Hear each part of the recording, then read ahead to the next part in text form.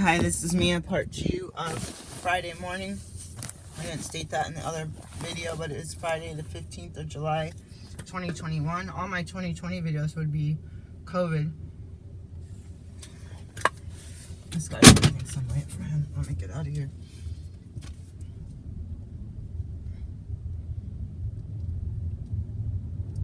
Trying to be like, you gotta pay your parking.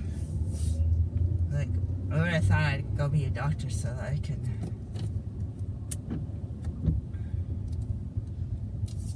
be.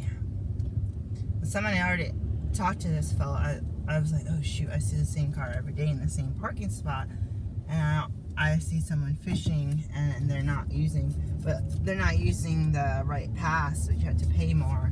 So it's like they're being clever, but yeah, we're gonna go to the parking lot. Speaking of parking lots, he could park over here and we'll only issue citations if it's a trailer without a pass. The overflow, because it's like the beach overflow and everyone else. I don't know. Your car is really far away. You got all your fishing gear. I'm gonna tell him next time. It's like, what's this sign? Boats. What is that? Oh, I got that sweet breath. I gotta like cut down all of my sweets. I just bought a plum. I gotta eat only vegetables for like a month because I have some kind of, we got these test strips. I'm gonna use them for my urine. I can't use them. They won't let me do the Clea Wave. I was starting to buy stuff for my Clea Wave clinic that we could do that in Oregon, and I did the application process 3 times. I sent it in. I guess I was missing something, or no, I sent in the state and the national at 2 separate times, and they expired. Like I had so many days to send the other one, and then I had to send it back as a packet, and then they said denied because of your naturopathic doctor. If I was like an acupuncturist, a chiropractor, medical doctor, a midwife, I could order these. I could do these Clea Wave tests. I was like, I'm a doctor, like treating patients. I don't understand why I can't do anything. But sometimes there's trash in this parking lot, and I'm gonna pick it up. But I hate people. There's 2 trash cans. I think there's another one down by the beach. I hate the people that make this mess. You're gonna go with me. Excuse me. Ooh, sorry. I was turning the vehicle off. I was trying to get to the other destination spot. Let me get the trash can ready.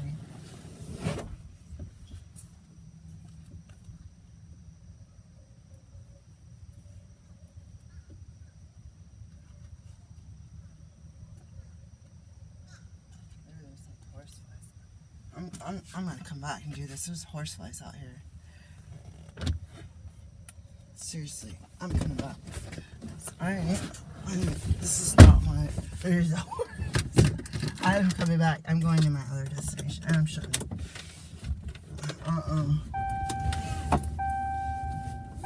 It is stuck. There is a horsefly. I will come back. This is not my site. Technically, I clean up other sites, and that are from the other group. I'm like, oh heck no, there's a horsefly. I'll come back. I'm like about to get some bug spray on. This vehicle that parks here, that security guard's vehicle, is trash. His car leaks oil all over the ground, and he's got a huge puddle there, and he's got a puddle up here too. Try to get it like an old cop car.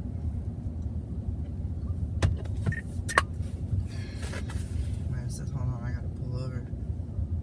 Yeah, right here he parks, and it's all covered with oil. Let me pull over. There's a bike coming here. Let's see why my walkie-talkie's doing that. I don't think anyone else is on the clock. Let's see. Low battery. That means it's not charging.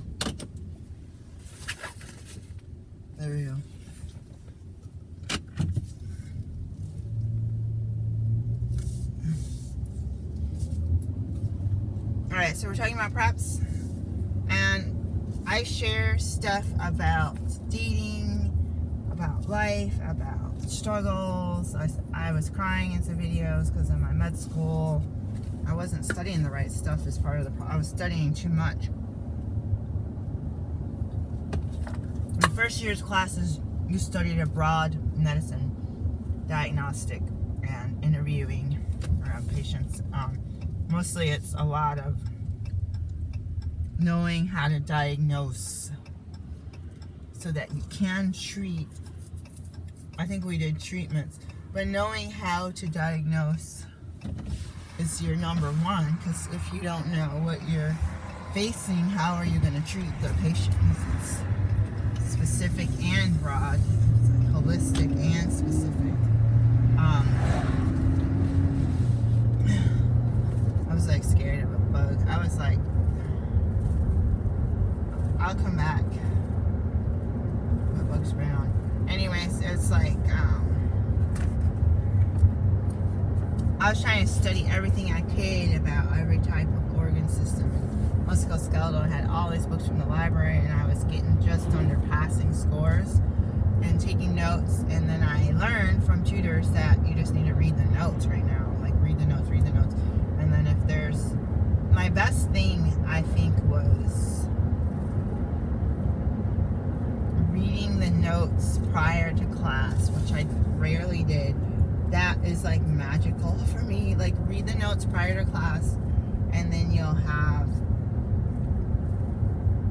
stuff highlighted that already looks important to you, stuff highlighted and I like to put a Q with a question mark on it for questions. So you're like, okay, I don't understand this.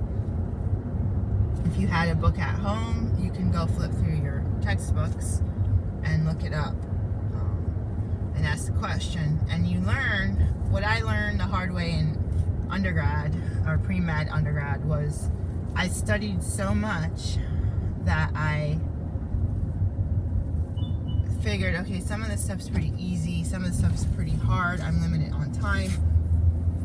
I'm not going to let them trick me. I'm going to do the really hard stuff. I'm going to study the really hard stuff. So then you find out later in med school, if somebody blabs about how they write tests, they're going to say, hey, for the most part, the stuff on the test, I mean, I'm not saying it's easy, but it's, if you study and you go to class and you ask questions and you review and you do Q&A, or however you study, work in groups or whatever, you're going to get a passing grade. Most likely, unless you change your answers, was also something I learned not to do, because your mind knows the answer. But for multiple choice fill-ins, your mind knows the answer too. Just make sure you write it down. For I kind of like fill-ins. Like, oh, those are like intimidating. I kind of like them though. It's hard for me. It's hard in medicine because some stuff is very specific to each patient's individual healthcare, and that's what throws me off, because I want to nitpick down to the DNA of this person on what is the Broca, do they, what is the risk factor as far as this, like, there's general risk factors. Type 2 diabetes, but it's like you want to know a lot more. Anyways, I had learned, I don't know why these people are cutting in front of me, that's kind of awkward. Like, excuse me, we have the green light. I don't understand why you guys go right through the red.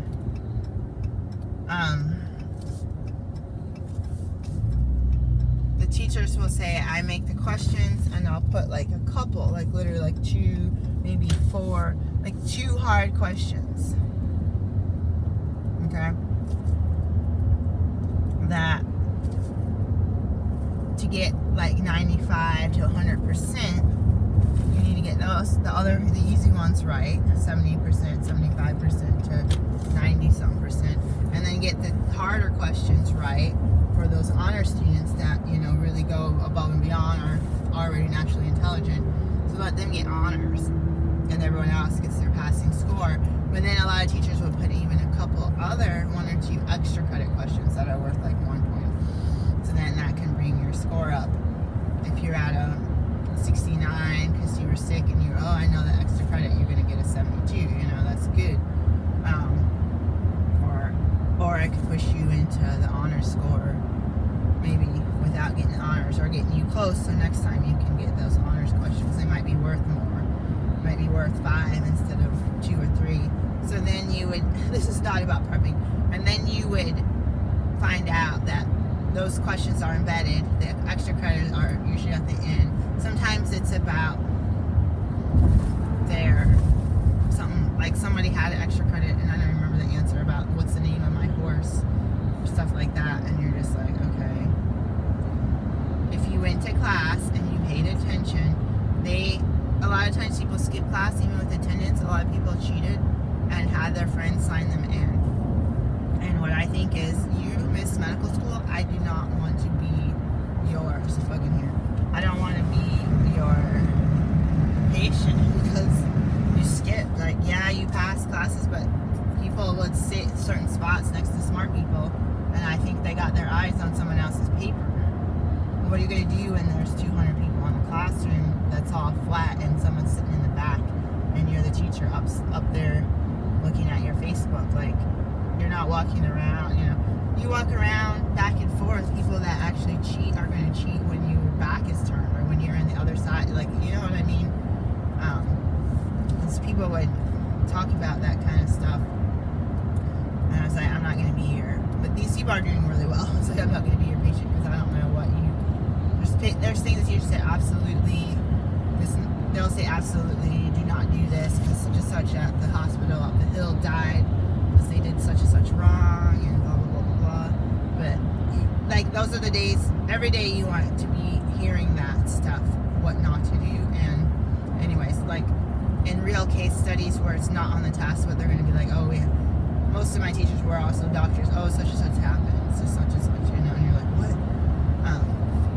And this is how we treated it, and this is how we delivered the baby, this is how, and, you know, this is how we had to deal with shoulder dystocia. Okay, so, on to the prepping thing. To tie that in about the test taking, the undergrad, the graduate school, the medical school, the classes being super broad at first and then going down to being specialized at the end. You're gonna take urology, you're gonna take gynecology, you know, you're gonna do the labs that go with those courses and really have your hands on, and then you're gonna be also entering clinic during those last 2 years. Actually, I think we started clinic second year. I was 5-year student, so some stuff got stretched out. So I didn't think just learn everything about medicine, you know, scratch the surface, and then that the last 2 years we're gonna sit in class 8 to 12 hours a day, like delving into every nitpicky thing about the subject. Like, I remember we had this guy come in, a neurologist, and teach us, and my jaw just dropped. Like, are you kidding me? This guy is way too advanced. It was in part of a different class, so I think Steven Sandberg Lewis. And then I took actual neurology later. I got honors. And I was just like, amazing. Can I be a neurologist? Or are these those people that fish? I'm going to go all the way to the end this time and see if anybody comes out of their boat. We had a guy, I said I was going to come and check. I wasn't checking on the... I was just hoping that this guy is not fishing with a net. I drive real slow. This is how all these cars are here. I love this. You can't see anything. People see me. I love this.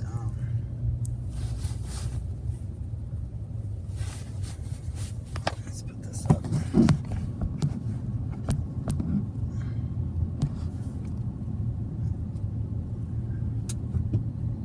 They can see me at the job site. Wow, these are all their workers or what? I don't understand. I usually don't go all the way down. I can't see what you guys can see. There's a glare, so I hope you can see more than just the nothingness. Okay, turn around. So we're going across the Narrows. This is the end of the island right here.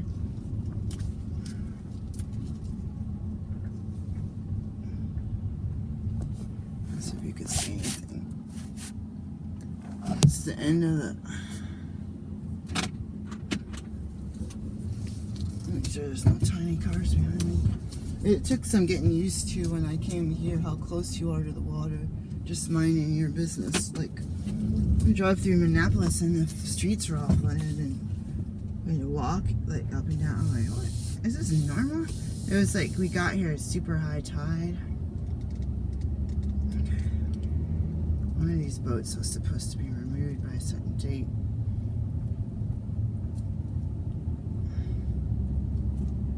I thought it said something in my O's.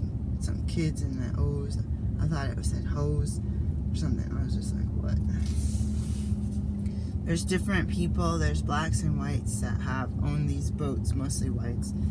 And I don't see a lot of Latinos on these boats as the captains or owners or Asian Americans. I'm not saying there's not. I see so few blacks out here. This boat is full of dark people. That's a headboat.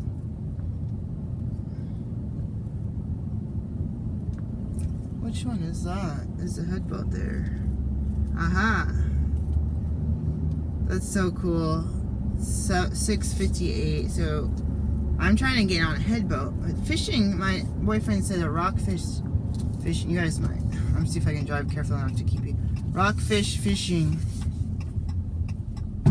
is over, and he went last night and got a bunch of jellyfish. And I'm like, I didn't go. I was so tired, guys. I said, and the landlord was playing the music all loud, and I was just like, really, like, it was like making my heart like jump.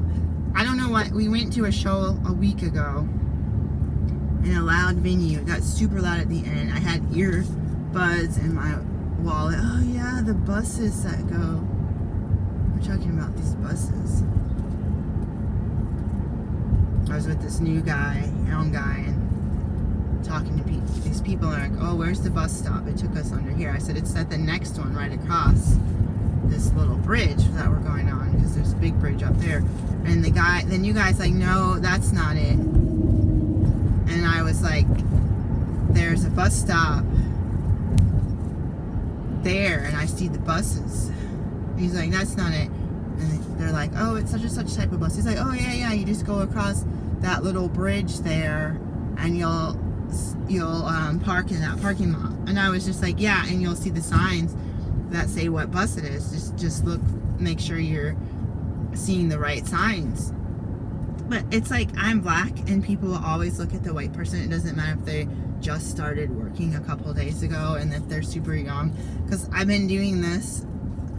I've been at that site with the bus stops like several days a week for the past like 10 months. So, and I'm like, oh yeah, this is that kind of parking, and you can read the signs every time. And I was like, he tells me no, and then he tells them exact same thing that I say, and then they thank him, and you're just like, I don't like when parks, what the heck? Are they getting this ready for next week? Parks. Why is the grass all... Oh shoot. I'm gonna drive around again. I think they have these here so that we can do work. I gotta go around this whole... Oh, the headboats are still here, guys. I'll come and show you. I'll park on the other side. So I gotta block all these people next week. It is a mess. My boyfriend's tired of hearing me talk about picking up used tampons. Some stuff I didn't know as used tampon is all stretched out, and then I see stuff in the woods, and I was just like, that's gross. And the animals are gonna eat the blood and make a nest, like let the animals. Some of this stuff is just like, we do not get the biohazard like bags. Like in med school, that we put stuff in biohazard. If it's not dripping wet, technically you can put it in the garbage. Like you're putting like a Band-Aid that has a spot of blood on it versus something that's like soaked in blood from your surgery thing. And that's kind of gross. I try to put this stuff in the biohazard if it's biohazard, but in public bathrooms you don't have that, and you feel like they don't necessarily tell you, oh, the person who cleans the bathroom is going to have a disposable gown and a freaking what do you call it, special kind of gloves that go up past the wrist, and a sharps container. People leave needles, and it's the post office. They had those little, I call them the old sandwich wax on bleach paper sandwich bags. They were put your female product in there and then roll that up and put it in the regular trash, so nobody has to try to empty that thing out, because people don't open the bag, they just throw their nasty stuff in there, and that no one tried to clean up after you. And your bodily fluids, besides the one people dribble, go into the hands of whoever's cleaning it. I mean, even if they're wearing gloves, but they're touching other things. They're cleaning supplies, the handles, the door knobs, the whatever, they're cleaning supplies, and then they change their gloves and do this, and they're still touching the same handles. That's what's hard about cleaning and doing housekeeping, is that it's not like everything's disposable, then you go to the next job, or even clean off the lunchroom table. It's the same person. It's not like they wore any kind of protective PPE on over their stuff, or any splash hazards from something weird that somebody. It's too much information. That's my point. Was my boyfriend didn't want me talking about the things that I have to do at this job, knowing that I have a medical license in 3 different states, and that I'm not using it pretty much at all, because I'm hustling to know that I show up at work and get paid, which I hadn't been for the U.S. Census. They pay me for an hour 3 times, and I've been working ongoing. So I'm gonna do the prepping really fast. This is gonna be a 1-minute break since I just got here.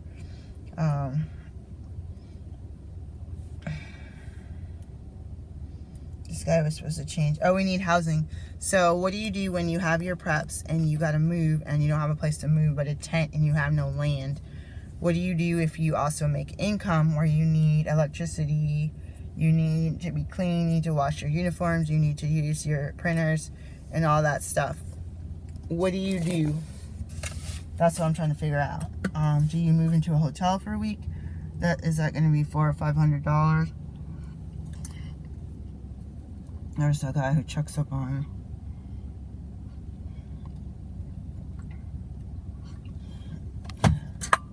Nope, not picked up trash yet. Oh, I think he's picking up trash. We're gonna have to make part 3 the prepping video, guys. I was gonna post this video. Let me get out and do the trash. I was gonna do 1 minute of prep.